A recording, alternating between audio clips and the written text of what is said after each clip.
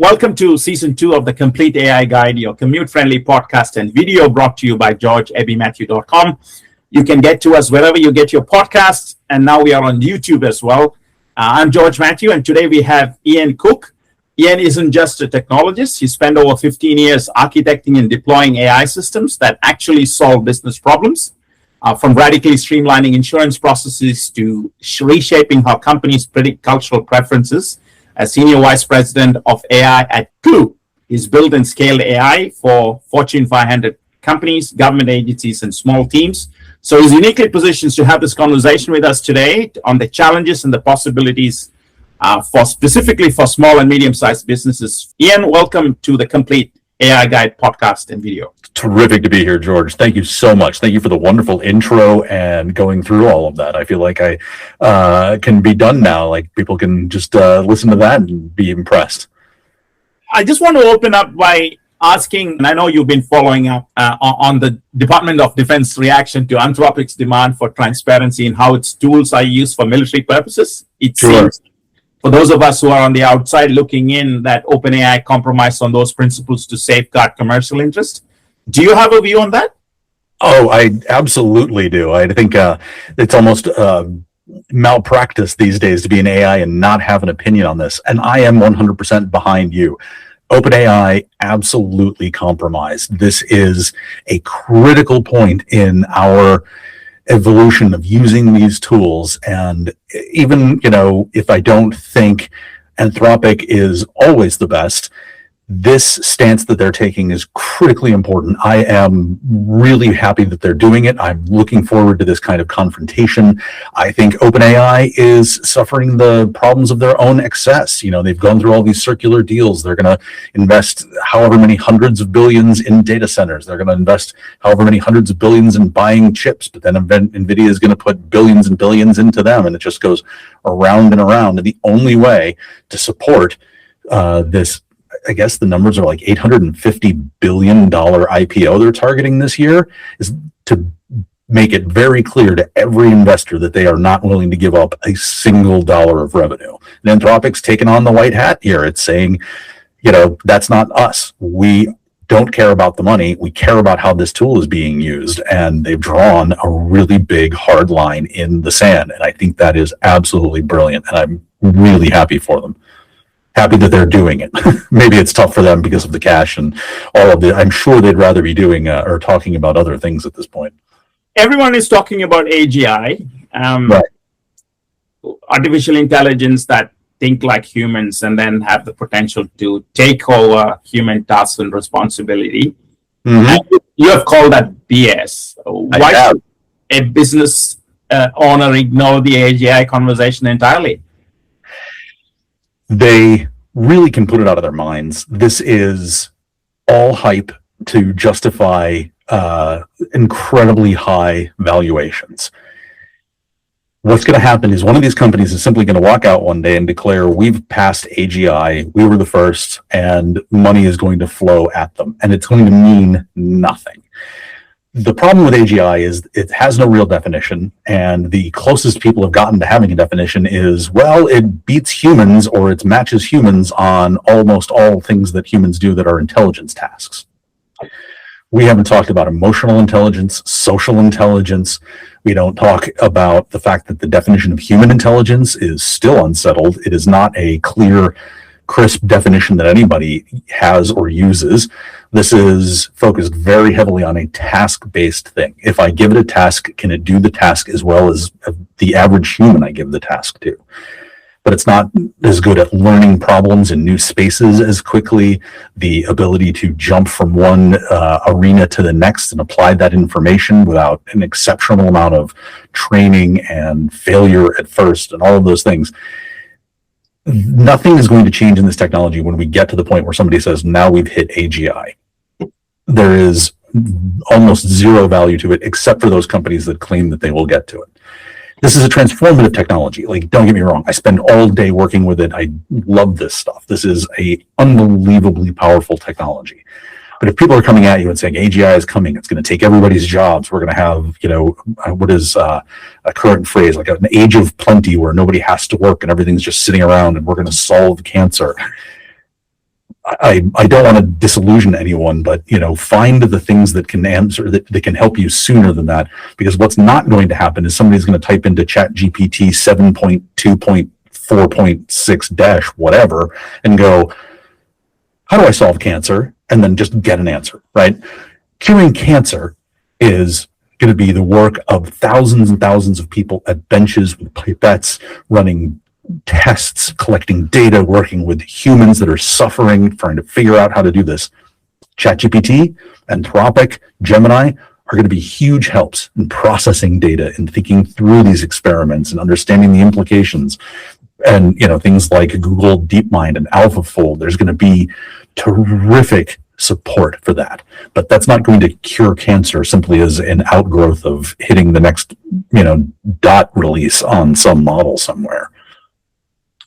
Yeah, I completely agree and align with that thinking that technology is not the prime. I mean, it could be a significant prime mover or driver for the changes that we want to see, but then the operating environment and the operating model around it in terms of how do you impact change and how do you impact adoption, how do you impact business value, how do you change processes in such a way that it benefits humans, all of that becomes key.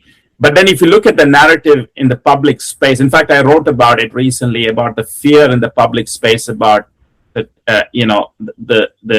fear mongering around job losses, about white collar jobs going away by half.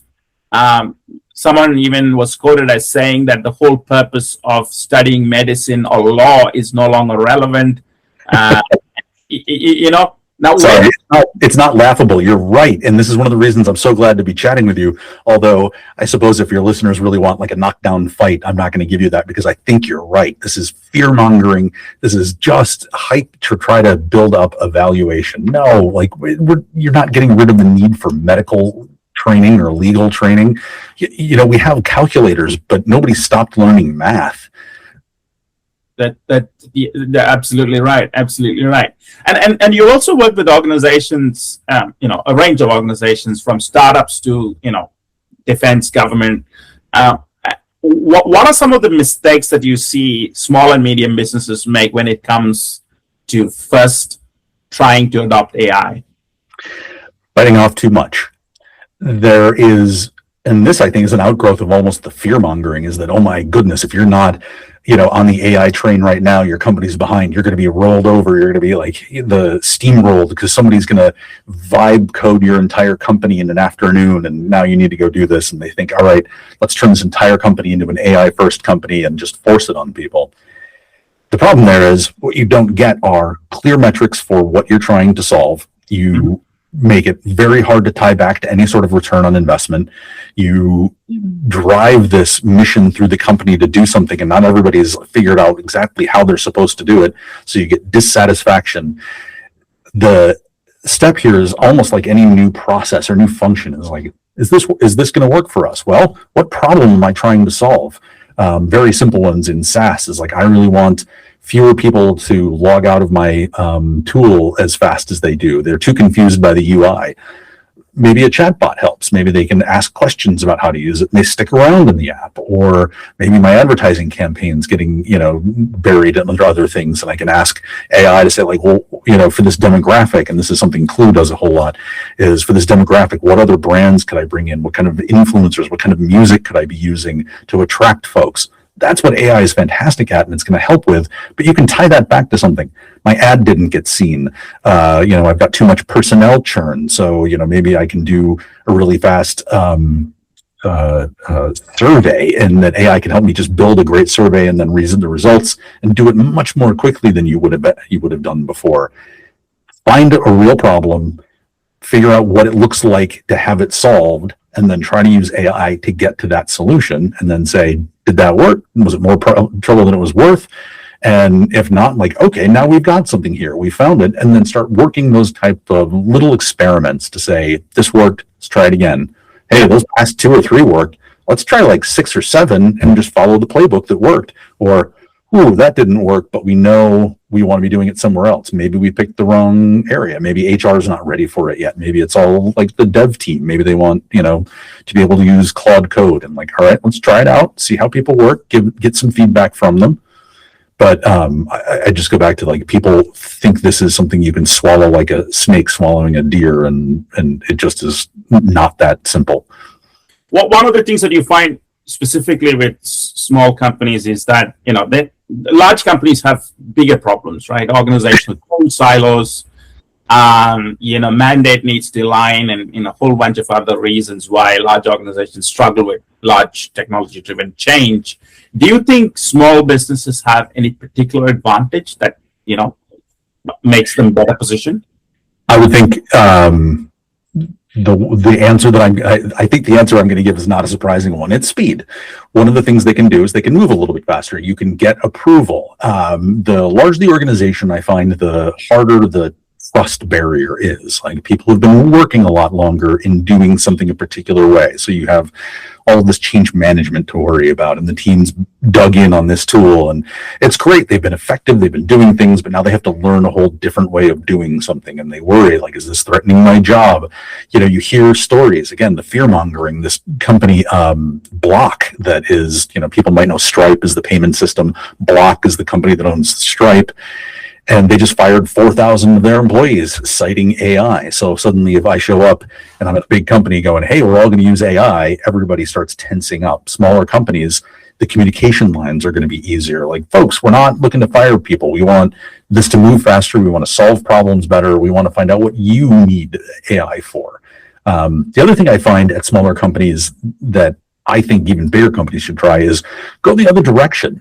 Ask people what they want to use it for. Is there anybody experimenting with this? Is there someone out there who's just like, look, I've been, drafting some initial documents for, sharing out with the team. Like in the technology world, the product side will often create what's called product requirements documents, or you've got quick drafts of company memos or company policies. Like, that's a great thing to try out AI for, but you can't give over your entire brain. You try it. It gives you a great draft. You spend a few minutes editing it.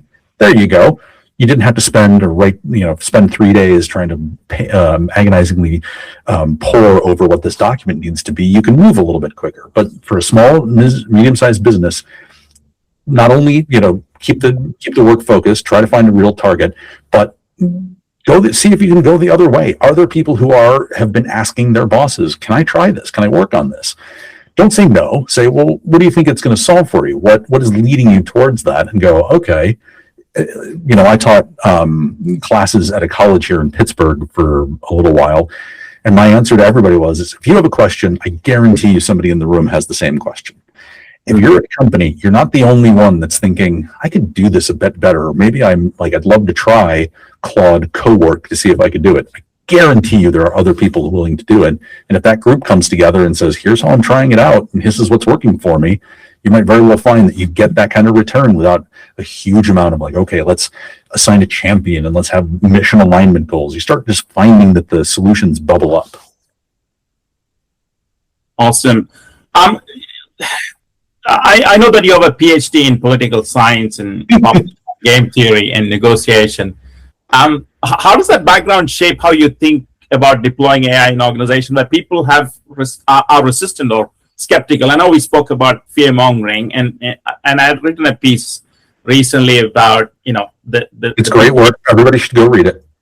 That's right. There are about 6 different behaviors that you're seeing. There are the people who are evangelists themselves. They're natives. They're driving the change and want to be out there quicker, faster. And then there are migrants who are trying to learn the ropes, and they don't want to break things, but at the same time balance things. And then on the other side, you have rebels and saboteurs and people who are the naysayers who would want to kind of put a spanner in the works to basically slow these things down. So how do you bring people who are resistant to your side, and what are some of those behaviors that you have encountered? That is a fascinating question. I've not had anybody cite the game theory thing as how do I approach this? So I'll go a little bit in the reverse order. Change management to me is one of the hardest things to do. So when I worked at the Rand Corporation, we looked at massive technology tools that were being used across, huge portions of one of the departments of the federal government, and talking to people about like, well, this doesn't seem to be working. It's getting old, the process. And you just watched everybody go, but this is how, this is what I know. This is how to do it. And you get lots of post hoc rationalization about, well, but, I can do it faster this way, or this is the right way to do it because it's the way you've been doing it. One of the things I always found useful to do was to talk to them about just what are the challenges they face. So in doing things like lean startups and early day startups, one of the things they'll tell you is when you interview people about your potential product that you want to create is don't tell them what you're building. Talk to them about the problems they face and don't lead them down that path. So if you talk to a lot of people and be like, well, all right, great. So this tool, we've heard that there are some challenges, there's some issues. People, what are they for you? What's hard for you? And then use that once you've learned them as part of the solution. It's like, we've heard that these are issues. We think this new tool answers those issues. Definitely going to be some bumps, but we want for this to be smoother for you. We want to take what was good from the previous thing and solve some problems for you. I'll back that into the sort of game theory thing, and we can talk game theory if you want, but the overriding thing that I walked away from it was you not only have to consider the other side, you have to keep going back and forth and like, well, what if I do something, what's the other side going to react with? Well, and then what is my reaction going to be to that reaction? And then they have to think about what their reaction is. So, there's mathematical ways to get to the point of what we call an equilibrium, where everybody is just like, my choice right now is optimal based on what I believe your choice is going to be. Let's not worry about all of that whole bunch of jargon. Consider what the response is, and that's change management, right? It's like, if I show up with brand new tool, this is terrific, Claude Code, everybody gets a subscription to Claude Desktop and Claude Cowork, this is going to change everything that you're doing. But what do you think the response is going to be? Well, was I doing it bad before? Was I too slow? Is this because they're all trying to respond to AI? Yeah. Frame your responses that, lead with, what is the problem you're trying to solve? Is like, I don't think it's the people. You can, HR can handle like, all right, if they're individuals, but for the group, like, anticipate that there's going to be anxiety, that there's going to be reticence. There's also going to be people who are huge champions and they're going to move way too fast. And suddenly you've got your legal documents up on a website somewhere that everybody can see and you're just like, oh no. But think through those things before you start the work. Fantastic. And you just mentioned change management, and it's very interesting. I mean, look, I know from your time, I share in that era of driving change by training people, especially through change management, right? So you build a system, you train people to use it, and that is change management predominantly, communication training and so on. And most of the tool sets are tuned to that. Do you see, how does that work in the AI world? Because I know from my experience from my previous company where we rolled out AI systems, we had to change the whole dynamic in terms of using and helping people to train systems. Not the other way around, where you're not training people to use the system. You're basically training the machine to use knowledge and experience of people in such a way that it gets faster and better and more hard-coded into the way you do things and the way of working. Now, that breaks change management principles, which are all about creating awareness and, the whole 5 steps of the ADKAR framework or the ProSci framework, right? So where have we landed with change management in this new order? Oh, I don't know that we've landed anywhere. I don't know of any area that is being affected by AI that has settled down enough to say, like, this is the new standard. I work with engineering teams and do code myself, and every day is a new, have you tried this? Have you tried this method? Have you tried these tools? Have you tried? So it's very hard to get the ground to settle beneath your feet. What I find valuable is just to focus on the problem you're trying to solve. And even if you're now 3 generations behind the newest tool, if you're solving the problem that you had, then terrific. That's better for the business. So for change management, one of the things that I actually think is that AI is going to help do what you just said, which is not train the tool or train the people to the tool, train the tool to the people. Meaning, Context engineering is a term that lots of people have used. That basically means giving the LLMs, these tools, the information it needs to help you out. Once it has that and we can persist that kind of information, that is teaching the tool to learn about the organization it's working inside, the people it's working with, your standards. The way these tools work now is natural language is an input that you can just give it. Give it codes of conduct, give it the operating principles, give it even soft things about how you like to work, and say, like, this is the standard, this is the practice. And it, and it will start to understand these are the ways in which you work. You'll build up memories. ChatGPT is a system to build up memories about who you are and what you're working on.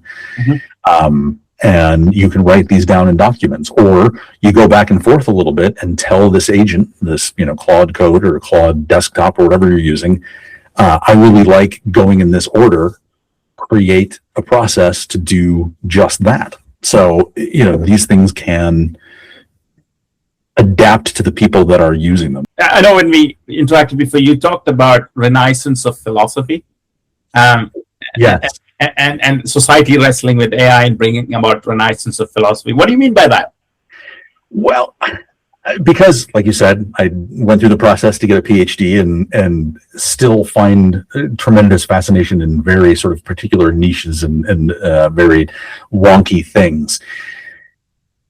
I find that it's fascinating that the kinds of things we wrestle with about what AI is doing and what it is, and even the definition of AGI, they bring up these conversations that we've had through philosophy for a long time in such a concrete way. For so long, philosophy is like, oh, well, it's just so different, and you don't really ever get to any answers. All it is about questions, and it's just about thinking and all these things.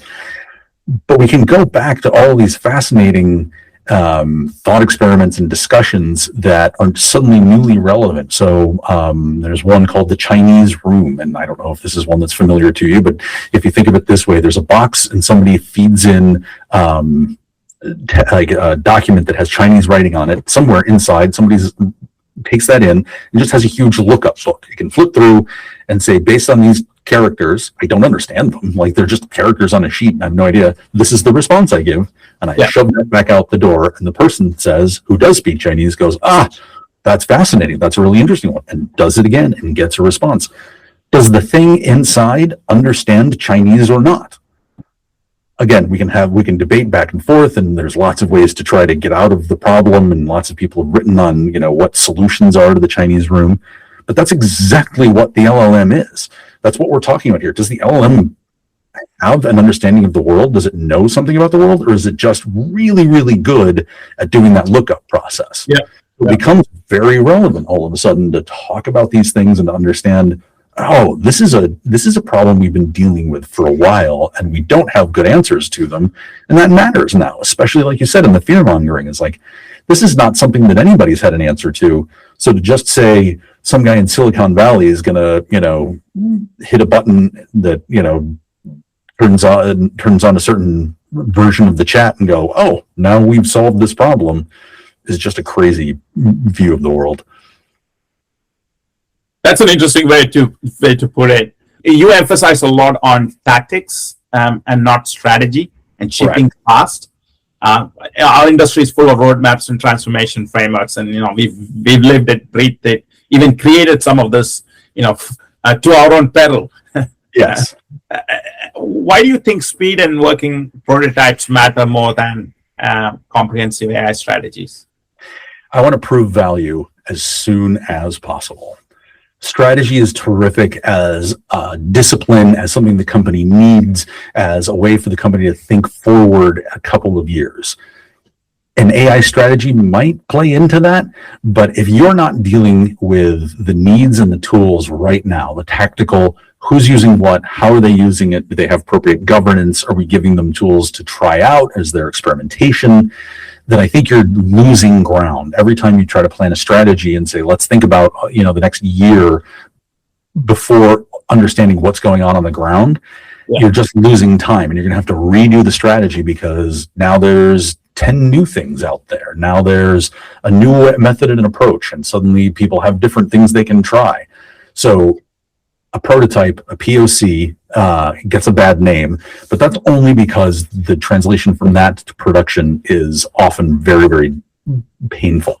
That is no longer the case. We can get from basic prototype to a production tool incredibly quickly, but also, like I mentioned before, focus on it. Keep it small, keep it targeted. It'll turn into a much better project. It'll turn into something that you can release faster, and then it starts showing value. That's what I want to see across the company. I want to know if there's value there before I worry about engaging 3 levels of the company in comprehensive reviews and having, recurring meetings about drafting this version of the strategy on this, that, or the other. And so for someone running a 20-person company who's overwhelmed by the hype, as we were talking before, what's the one thing they should be doing, say, this quarter? I mean, we're talking tactics here, right? To actually move forward. What should they absolutely ignore? Don't try to keep up. You're never going to keep up. It's one of the things I learned about when I was doing the PhD. It's like the research moves. Focus on your particular space and do what you went into this business for. What is the problem you're trying to solve for those specific customers? And how can you solve it? And then ask, maybe, are there AI tools that help me solve it faster, that the AI tool can solve faster, some internal process so I can move more quickly? Just identify all of the grit in the system that keeps you from answering somebody's problem more quickly than you have in the past. And take the, focus. What am I trying to do? I'm trying to get more leads for the sales team. I'm trying to get, stickier tool. I want people to stick around more. I want more views. I want faster closing on contracts, and it's getting stuck in legal. Maybe there's tools that we can speed that process up and help out the legal teams, or whatever the process is going to be. Identify something concrete and then say to the folks, like, great, let's identify why this is a problem and what the value is in fixing that problem. Now, is an AI solution out there that could help us solve it? When you go to a party, when people get to know you work in AI, what do they ask you? What are some of the questions that the public, the average Joe on the street, asks you about AI? Are we going to lose our jobs? Are like the robots going to take over the world? I happen to live in Pittsburgh, and we have an astounding ecosystem of companies building robots. So, like, everybody's convinced that when the robot takeover happens, it's going to come out of one of these Pittsburgh companies. It's fantastic to be in the middle of that, but people have a very grand view because that's what they've been told about, is these things are, reshaping the world, and everything's going to be radically different. It's going to change the world as we know it in 2 months. Like, is that real? Is that coming? So I end up being a bit of a downer in the sense that, they don't want to hear that they're going to lose their job, but at least it's exciting to be like, oh my goodness, we have to it's coming and it's going to change everything. And, we're all going to be in space suits and we're all going to live on the moon pretty soon here because, AI will fix all of our energy problems and it'll fix all of the, shipping problems or whatever it's going to be. So I kind of have to bring people back down. I think there's a little bit of relief, and I think there's a little bit of disappointment because the sci-fi future is not as imminent as they think it might be. Yeah, it's interesting you say that about Pittsburgh. My last guest was a CEO of a robotics company out of Boston. Terrific! It is a wonderful conversation where he was laying the fears that humanoid robots are not here yet because there's a whole bunch of safety concerns before you can bring a machine home the way we would want to make coffee and toast. So yeah. There's a lot of relief there, and I agree with you that there's a lot of hype around it and whatnot about how it's going to take over what we do and so on. So yes, listen to that. I've caught up on several of yours, but I have not caught up on that one because I always think that I look at these things and they're huge and they're interesting and they're great at like jumping now and moving around and they can pick themselves up when they fall. But I'm like, great, but what if my 2-year-old daughter's underneath that when it happens? That's like a whole lot of pointy metal that is going to fall down. That's right, and like power failures and a whole bunch of other things as well. It was a very interesting conversation around robotics. So, great. Thank you again. This was wonderful. Thank you, George. I really appreciate it. Absolutely, George. Thank you so much. Have a great one. That's all we have time for on the Complete AI Guide podcast. Thank you for joining us today, and we hope you can join us for our next episode. Until then, Don't forget to like, follow, share, and subscribe. Goodbye for now.